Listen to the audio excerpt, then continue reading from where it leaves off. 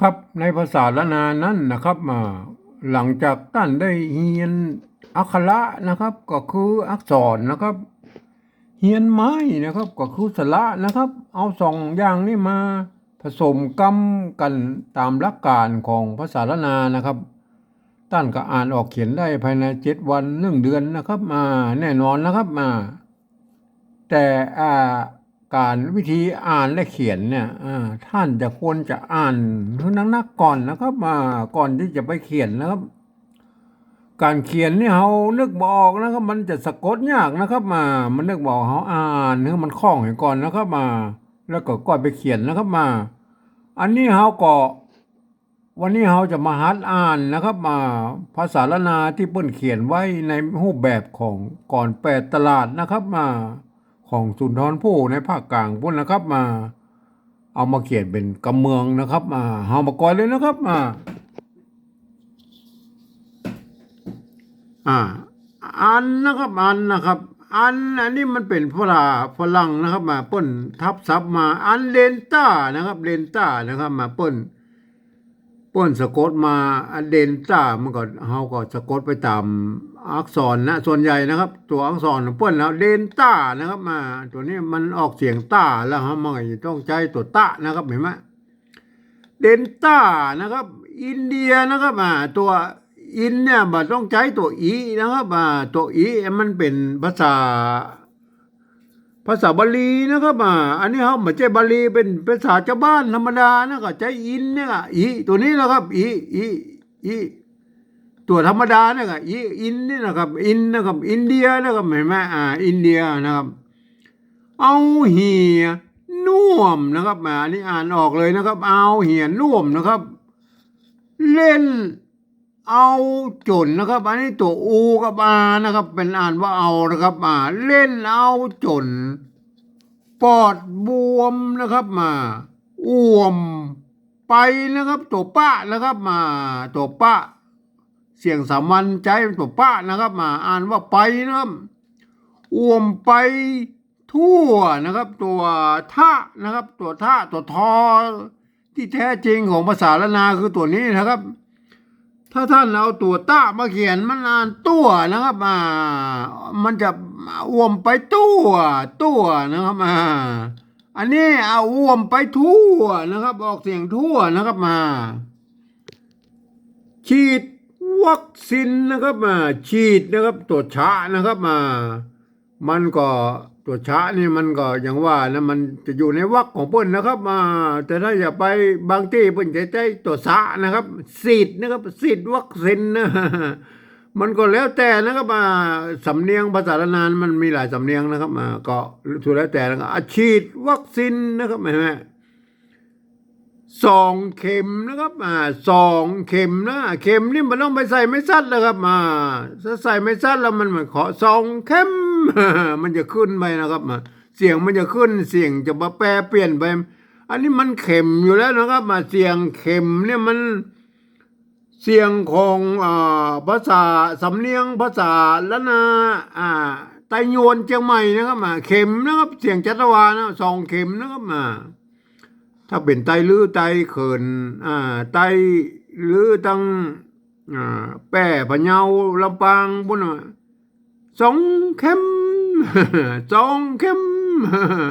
มันจะขึ้นไว้นะครับมันก็สำเนียงมันก็จะพิษไปหน่อยนะก็ฟังกันรู้เรื่องอยู่นะครับ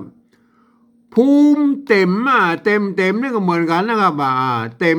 มันจะไปเฮียนก็แบบคนไทยมันใส่ไม่แต่คู่นะครับเขาไม่ต้องไปใส่ไม่ซัดนะครับภูมิเนี่ยภูมิกับภูมินะครับมันต้องไปใส่นะครับถ้าใส่ไม่กี้ก็เป็นภูมิไม่หานะครับภูมินะครับภูมิเต็มอันนี้มันตัวฝรั่งนะครับเทียบมาครับชัวนะครับชัวนะครับอ่านจะไปจั่วนะอันชอกับจอเนี่ยกึ่งกันนะครับอ่านจั่วนะครับเชื่อมันต้องอ่านไปเลยนะครับภาษาฝรั่งนะครับภูมิเต็มชัวนะครับถ้าชัวนี่มาออกไปเสียงไทยหน่อยนะครับบาท่ากัวนะครับบาท่ากัวนะในโบราณเพิ่นก็เปิดใส่ละก็มีนะครับบาใส่ก็มีนะครับก็แล้วแต่ไผชอบนะครับ ถ้าใส่แล้วปั๊บมันตัวมันจะยาวๆนะครับ เวลามันจะลดบรรทัดเรามาเขียนบรรทัดห้อยบรรทัดนะครับบาถ้ากลัวอันนี้มันออกนะครับมาตัวอันไม่กักเนี่ยไม่กักเนี่ยมันแทนตัวกะนะครับ อยู่ดังหลังนี่นะครับ ออกนะครับ ออกกำลัง อันนี้ตัวยะนะครับ อ่านออกเสียงยอยักษ์ไทยนะครับยานะครับยานั่งนอนนะครับมาอันนี้มันตัวเนี้ยนะครับยอยักษ์เสียงออกเสียงละนานนะครับเวละเนี้ยนะครับละเนี้ยนะครับมาอันระยะนะครับมันเป็นภาษาไทยนะครับละเนี้ยนะครับห่างไว้ยานะครับโยออกเสียงยอยักษ์ไทยนะครับยาใกล้เปิ้นเมาเพลิดเพลินนะครับมันบัลลังก์ลิ้นนะครับ ภาษาเอาตัวพระตัวพอเนี่ยในภาษาละนาเนี่ยคือตัวนี้นะครับแต่ไม่ใช่ท่านเอาตัวป้ามาเขียนนะเป็นเปิดเปินไม่เห็นนะครับมันก็แล้วแต่นะครับมันถ้าเขียนอย่างนี้มันเมาเพลิดเพลินนะครับอาจนะครับอาจตัวภาษาไทยเปิ้นใช้จอจานสะกดนะครับในภาษาละนาเปิ้นใช้แม่กดนะครับแม่กดนะครับไม่สะกดด้วย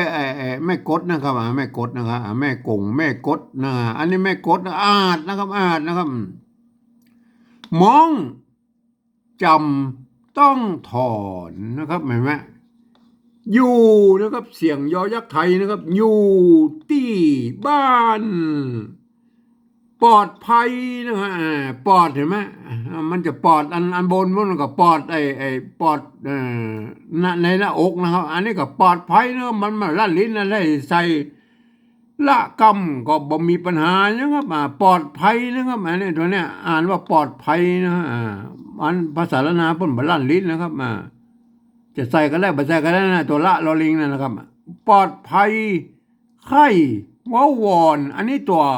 กะละหงนะครับกะละหงคือออกเสียงคอนะครับตามกฎของภาษาละนาแล้วนะตัวในวรรคนะครับกะขะกะขะนะครับต้องอ่านเป็นตัวถัดไปนะครับอ่านเป็นตัวขะนะครับใส่ละหงแล้วอ่านตัวขะนะครับอ่านว่าไข่นะครับไม่ใช่ไข่นะครับไข่ว้าวอนนะครับบ่าได้สอนเนอคำจายนะครับเนี่ยไหมคำจายนะครับคำนะครับตัวคะนะครับออกเสียงคอนะก็คือตัวนี้นะครับถ้าเอาตัวก้ามาเขียนเป็นกำนะครับกำนะครับอันนี้มันเอาตัวข้ามาเขียนเอาตัวข้าหางยาวนะมาเขียนคำนะครับออกเสียงคอนะคำอันนี้ตัวจ้านะครับเสียงสามัญออกว่าจายนะครับคำจายนะครับบ่ายหนตางเห็นไหมบ่ายหนตางทีนี้เรามาอ่านรวดๆดูนะครับอันเดนต้า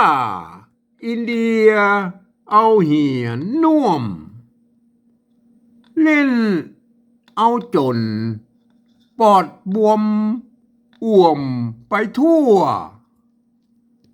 ฉีดวัคซีน2 เข็มภูมิเต็มชัวบาถ้ากลัวออกกำลังอย่านั่งนอนเว้นระยะห่างไว้อย่าใกล้เปิ้นเมาเพลิดเพลินอาจมองจำต้องถอนอยู่ที่บ้านปลอดภัยไข้ว้าวอนบ่าได้สอนเน้อคำจายบ่ายหนตางครับก็ท่านก็ลองไปหัดอ่านดูนะครับผมก็ขอบรรยายเพียงแค่นี้นะครับวันนี้นะครับ